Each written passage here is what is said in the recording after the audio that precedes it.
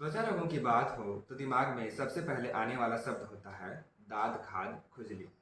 और इसका कारण है इस समस्या का इतना ज़्यादा कॉमन होना। आज 100 में से कम 70 लोगों को त्वचा संबंधी कोई ना कोई समस्या अवश्य है। उसमें से भी कम से कम 20 लोगों को होता है दाद अर्थात फंगल इन्फेक्शन। नमस्कार दोस्तों, मैं हूं डॉक्टर गगन पटेल, आयुर्वेद चिकित्सक। और आज हम चर्चा करने वाले हैं सर्वाधिक लोगों को प्रभावित करने वाले त्वचा रोग फंगल इन्फेक्शन के बारे में। आखिर ये होता कैसे है, इसके लक्षण क्या होते हैं, इससे बचाव के क्या उपाय हैं और इसके लिए कारगर आयुर्वेद चिकित्सा क्या है। फंगल इन्फेक्शन कैंडिडा स्पीसीज के कारण होने वाला एक त्वचा रोग है जिसमें त्वचा पर गाढ़े रंग का उभरा हुआ चकत्ता बनता है तथा जिससे बहुत तेज खुजली होती है। इन चकत्तों का बॉर्डर स्पष्ट रूप से दिखाई देता है। नाखूनों में होने पर नाखून का स्वरूप और रंग बदल जाता है। सिर में होने पर बाल पैचेस के रूप में या फिर बहुत ज़्यादा मात्रा में झड़ना शुरू हो जाते हैं। महिलाओं में कभी कभी वजाइनल डिस्चार्ज जैसे लक्षण भी इस रोग में मिल सकते हैं। वैसे तो यह फंगल इन्फेक्शन पूरे शरीर में कहीं भी हो सकता है, पर जहाँ स्किन फोल्ड्स बनते हैं अर्थात दो त्वचाएं आपस में चिपकती हैं, उन जगहों पर जहाँ पसीना ज़्यादा रुकता है इस इन्फेक्शन के होने का संभावना ज़्यादा रहता है।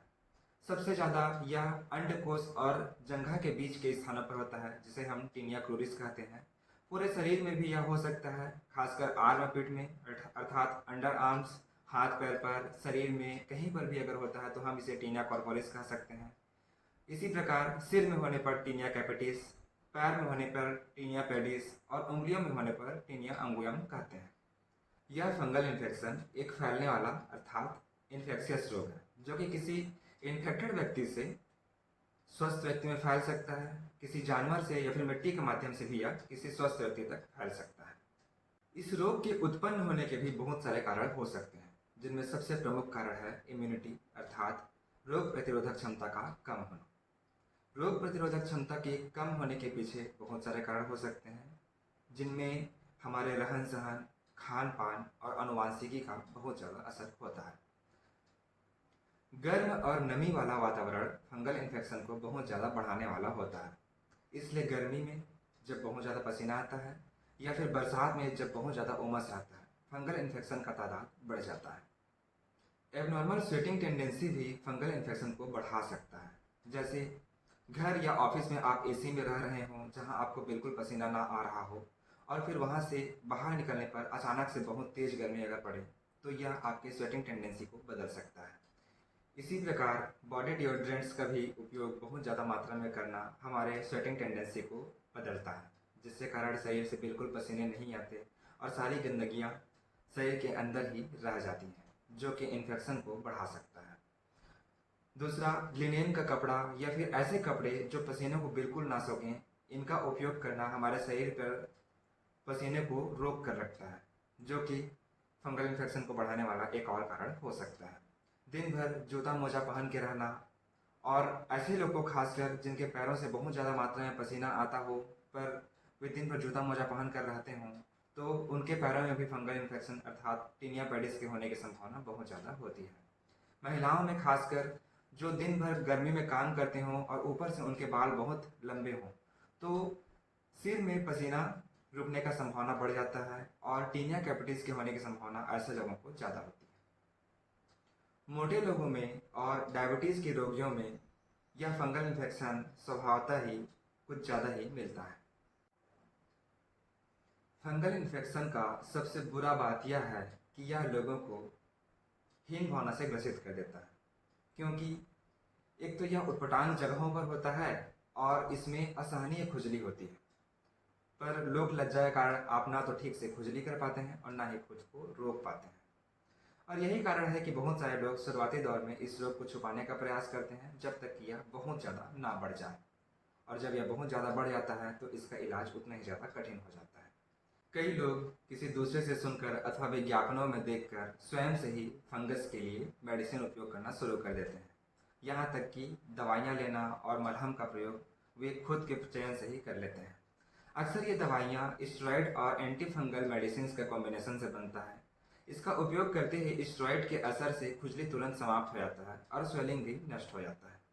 पर फंगस पूरी तरह से मर नहीं पाते, क्योंकि फंगस को नष्ट होने में 1.5 से 2 महीने का समय लगता है।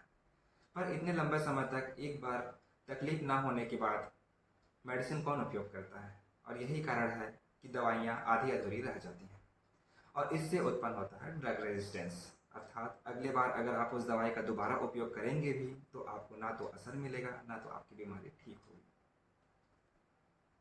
फंगल इन्फेक्शन के रोगियों में एक और थ्योरी बहुत ज़्यादा हावी है, वह है क्विक रिलीविंग थ्योरी, अर्थात तुरंत असरकारी उपाय। आपको जब फंगल इन्फेक्शन होता है तो पहले तो आप उसे नज़रअंदाज करते हैं, उसके बाद खुद ही डॉक्टर बन के खुद का इलाज करना शुरू कर देते हैं। जैसे ही थोड़ा लाभ मिलता है आप दवाई का उपयोग करना बंद कर देते हैं और जब दोबारा फंगल इन्फेक्शन होता है जो ठीक नहीं होता तब आप जाते हैं किसी डॉक्टर के पास। वहाँ भी आप ये उम्मीद करते हैं कि दवाई खाते ही या फिर लगाते ही आपको तुरंत असर मिल जाना चाहिए, और जब ऐसा नहीं होता तो आप बदल देते हैं अपना डॉक्टर ही, और यही चलते रहता है। पर फंगल इन्फेक्शन इस प्रकार के प्रक्रिया से बिल्कुल भी ठीक होने वाला नहीं है। उसके लिए आपको प्रॉपर तरीके से दवाई का लेना और एक निश्चित समय तक दवाई का लेना दोनों जरूरी है।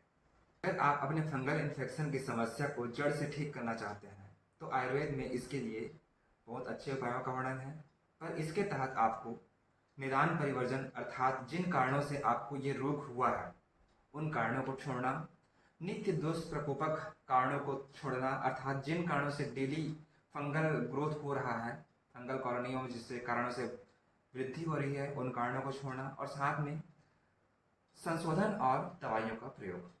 दवाइयाँ भी दो प्रकार से उपयोग की जाती हैं, आभ्यंतर जिन्हें हम खाकर उपयोग करते हैं, और फंगल इन्फेक्शन में लगाने वाले अर्थात टॉपिकल मेडिसिन का भी बहुत ज़्यादा उपयोग है। आयुर्वेद के अनुसार सभी रोगों में वात, पित्त और कफ का सबसे अहम भूमिका होता है, और फंगल इन्फेक्शन में भी वात कफ, पित्त कफ या फिर केवल कफ का प्रकोप सबसे ज़्यादा होता है, और इन दोषों के अनुरूप वमन, विरेचन और रक्त मोक्षण जैसे संशोधन कर्मों का फंगल इन्फेक्शन में बहुत ही अच्छा असर है। शुरुआती दौर में फंगल इन्फेक्शन एक छोटे चकत्ते के रूप में उत्पन्न होता है जिसमें बहुत ज़्यादा खुजली होता है, यह थोड़ा उभरा हुआ होता है और इसके बॉर्डर साफ देखे जा सकते हैं। इसके बॉर्डर गहरे लाल रंग के होते हैं पर बीच वाला भाग साफ हो सकता है। जैसे ही हम इसे खुजली करते हैं तो इस भाग में जलन सा होने लगता है और धीरे धीरे इसके बॉर्डर आगे बढ़ने लगते हैं।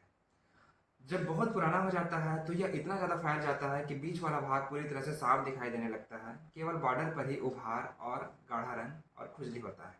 तो बहुत सारे लोगों को यह लगता है कि यह बीच की तरफ से साफ हो रहा है, ठीक हो रहा है, पर यह गलतफहमी है। यह रोग काफ़ी ज़्यादा बढ़ते जा रहा है। लंबे समय तक आधे अधूरे दवाइयों का उपयोग करने से त्वचा का रंग काफ़ी गाढ़ा काले रंग का हो सकता है, जो कि आपकी समस्या को और भी बढ़ा सकता है, और इस अवस्था में आने के बाद इसे ठीक कर पाना बहुत ही कठिन होने लगता है। आयुर्वेदिक औषधियों और संशोधन प्रक्रियाओं का उपयोग करके फंगल इन्फेक्शन को पूरी तरह से ठीक कर पाना संभव है, परंतु उसके लिए आवश्यक है प्रॉपर प्लानिंग और चिकित्सा को पूरा करना। हड़बड़ी और तुरंत लाभ के चक्कर में अगर आप पड़ेंगे तो फंगल इन्फेक्शन को पूरी तरह से ठीक कर पाना लगभग असंभव है। आयुर्वेद में बहुत सारी औषधियों का वर्णन है जो कि फंगल इन्फेक्शन को पूरी तरह से नष्ट कर सकने में सक्षम है, जिनमें सबसे प्रमुख है गंधक, और गंधक से बनने वाले औषधियाँ हैं गंधक रसायन और आरोग्यवर्धिनी वटी। इसलिए ये दोनों औषधियाँ फंगल इन्फेक्शन के लिए ड्रग ऑफ चॉइस हैं। फंगल ग्रोथ को कंट्रोल करने वाले अन्य अच्छे आयुर्वेदिक औषधियाँ हैं कैसोर गुग्गुल, पंचतिक्त घृत गुग्गुल, स्वानभुआख्य गुग्गुल, चक्रमर्द घनवटी, स्वर्णमाक्षी आदि। इसके अतिरिक्त आसव अरिष्टों में महामंजिष्ठादिक्वाथ, खदिरारिष्ट, पटोल कटुरोहिण्यादिक्वाथ, देवदाव्यारिष्ट तथा उसिरासव जैसे औषधियों का प्रयोग भी बहुत ही लाभकारी होता है। ये औषधियाँ रक्तगत दोषों को दूर कर त्वचा रोगों को पूरी तरह से ठीक करने में सक्षम है। ये हमारे स्वेटिंग टेंडेंसी को भी ठीक करने वाले होते हैं। फंगल इन्फेक्शन में आभ्यंतर औषधियों के अतिरिक्त लोकल एप्लीकेशन का भी बड़ा महत्व है। खासकर नींब तैल, करंज तैल, महामरीचादी तैल, गंधक तैल अथवा गंधक द्रुति का उपयोग फंगल इन्फेक्शन में बहुत ही ज़्यादा लाभकारी होता है। इन औषधियों का बीमारी के स्वरूप तथा रोगी के उम्र और अवस्था के अनुसार एक निश्चित समय तक प्रॉपर प्लानिंग के तहत प्रयोग करना बहुत आवश्यक है। तो दोस्तों, अगर आपको भी इसी प्रकार का कोई समस्या हो तो इसे बिल्कुल भी ना छुपाएं और अपने चिकित्सक से परामर्श करें तथा उचित मार्गदर्शन में एक निश्चित समय तक के लिए औषध अवश्य लें। दोस्तों, इसी प्रकार के अन्य वीडियोस के लिए फॉलो करें हमारे चैनल को। और अगर आपको इस प्रकार का कोई समस्या हो तो आप संपर्क कर सकते हैं आयुर्वर्धिनी पंचकर्म एवं रेजुनेशन सेंटर में।